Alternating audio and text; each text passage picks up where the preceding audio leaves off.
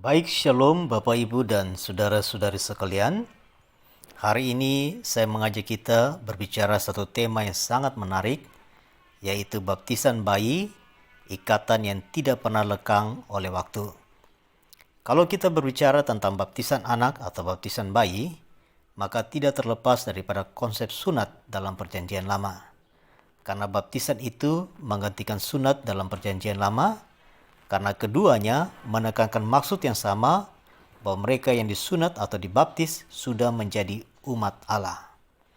Nah, berbicara tentang sunat, maka dimulai dengan perintah Tuhan pada Abraham. Tetapi sebelumnya kita tahu bahwa Abraham itu dibenarkan karena kasih karunia Allah. Dia sudah beriman baru disunat untuk menunjukkan bahwa dia umat Allah. Galatia pasal 3 ayat 8 sampai ayat yang ke-9. Jadi sunat itu hanya merupakan tanda bahwa Abraham sudah percaya pada Allah, tetapi Allah juga ingin agar bukan hanya Abraham saja yang menjadi umat Allah, tapi keturunan Abraham juga menjadi umat Allah, maka Allah mengadakan perjanjian dengan Abraham. Kejadian 17 ayat 7 berkata seperti ini, "Aku akan mengadakan perjanjian antara aku dan engkau, Abraham, serta keturunanmu turun-temurun, menjadi perjanjian yang kekal, supaya aku menjadi Allahmu dan Allah keturunanmu." Berarti ada satu perjanjian yang Tuhan mau adakan agar Tuhan tetap menjadi Allah mereka, Allah daripada Abraham dan keturunannya. Nah, isi perjanjian itu, Kejadian 17 ayat 10-12, "Inilah perjanjianku yang harus kamu pegang, perjanjian antara aku dan kamu serta keturunanmu, yaitu setiap laki-laki di antara kamu harus disunat, yang berumur 8 hari haruslah disunat, yakni setiap laki-laki di antara kamu turun-temurun, baik yang lahir di rumahmu maupun yang dibeli dengan uang dari salah seorang asing, tetapi tidak termasuk keturunanmu." Jadi perjanjian itu adalah sunat, dan yang uniknya, sunatnya dimulai dari berusia 8 hari dan harus kepada semua orang yang berada dalam rumah dari Abraham, bukan hanya Abraham saja. Jadi dilihat daripada perintah ini, maka ada satu kemurahan atau kekhususan yang Allah inginkan agar semua orang yang sudah percaya, keturunan Abraham, harus ada ikatan dengan Tuhan, bahwa keluarganya, orang di rumahnya juga menjadi umat Allah, maka mereka harus disunat, atau saat ini mereka harus dibaptis. Jadi, kalau kita tidak setuju terhadap baptisan bayi, mengapa kita tidak protes kepada Tuhan yang memerintah bayi orang percaya harus disunat pada usia 8 hari? Jadi mengapa bayi harus disunat atau dibaptis? Karena itu adalah satu kemurahan yang Allah berikan kepada keluarga yang sudah percaya. Dalam konteks Abraham, maka Allah menginginkan Abraham bisa membawa keluarganya, termasuk Ismail dan semua orang yang tinggal dalam rumahnya, untuk percaya kepada Allah. Mungkin kita katakan, walaupun Tuhan menginginkan adanya satu ikatan dengan orang tua yang sudah percaya, agar anak-anaknya dibaptis, tapi bisa jadi anak-anaknya belum tentu percaya dan setia kepada Allah. Dan bukankah ini juga terjadi pada Abraham?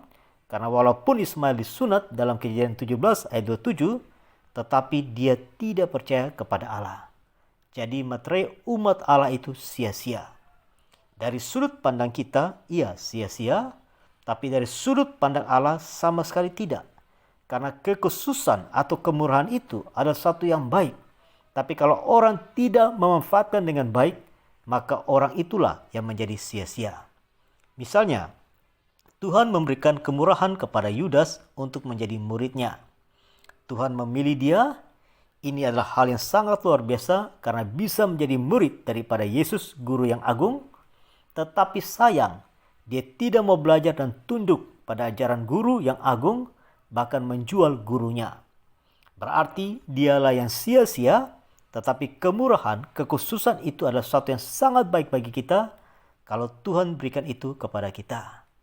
Maka kalau Allah memberikan kemurahan, kekhususan kepada keluarga Kristen untuk membaptis anaknya, maka itulah hal yang sangat baik karena Allah ingin mereka menjadi umat Allah.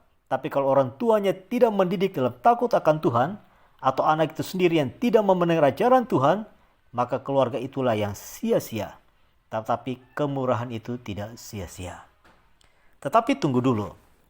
Bukankah meminta seisi rumah dari keluarga orang percaya, termasuk anak-anak untuk menjadi umat Tuhan, hanya dalam konteks sunat? Atau ikatan dengan Abraham itu bahwa keturunannya akan menjadi umat Tuhan hanya dalam konteks sunat saja, bukan baptisan? Karena tidak ada ayat yang menunjukkan bahwa anak-anak juga dibaptis. Nah, yang perlu diingat, Abraham percaya baru disunat.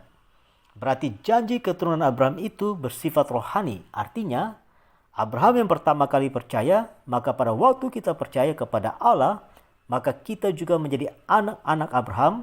Dan ini yang diungkapkan dalam Galatia 3 ayat 6-7. Berarti ikatan terhadap keturunan Abraham itu terus terjadi pada diri orang percaya, karena kita adalah keturunan Abraham, hanya caranya saja yang berbeda. Kalau dulu dengan cara disunat, maka sekarang dengan cara dibaptis. Lalu mengapa tidak ada bayi atau anak-anak yang dibaptis dalam perjanjian baru? Dalam perjanjian baru menekankan pemberitaan Injil, dan tentu orang yang percaya adalah orang yang dewasa yang sudah mengerti. Dan ini yang sangat kelihatan. Tetapi bukan berarti keluarga mereka tidak dibaptis. Secara implisit misalnya Lydia di Filipi, dalam Kisah Rasul 16 ayat 15 dikatakan, ia dibaptis dengan sisi rumahnya. Maka bisa jadi juga ada anak-anaknya yang belum mengerti yang ikut dibaptis. Tetapi yang perlu diingat, ikatan perjanjian dengan Abraham bahwa keturunannya harus disunat atau dibaptis belum dihentikan oleh Tuhan, maka berdasarkan itulah maka anak atau bayi bisa dibaptis, dan tanggung jawab daripada orang tua yang percaya untuk memperkenalkan Allah kepada mereka agar mereka bisa menjadi keluarga Kristen yang sesungguhnya, bukan hanya lahiriah saja. Nah, kalau kita mengabaikan hal ini Bapak Ibu, maka kita mengabaikan perintah Tuhan. Padahal ini adalah perintah yang sangat penting. Bahkan Musa hampir dibunuh karena belum menyunatkan anak-anaknya. Keluaran 4 ayat 24-25. Maka selama belum ada penghentian, ikatan ini tetap berlaku walaupun caranya sudah diganti, bukan lagi sunat tetapi dibaptis. Hanya ini saja yang bisa saya bagikan kepada kita semua. Terima kasih dan Tuhan memberkati kita semua. Shalom.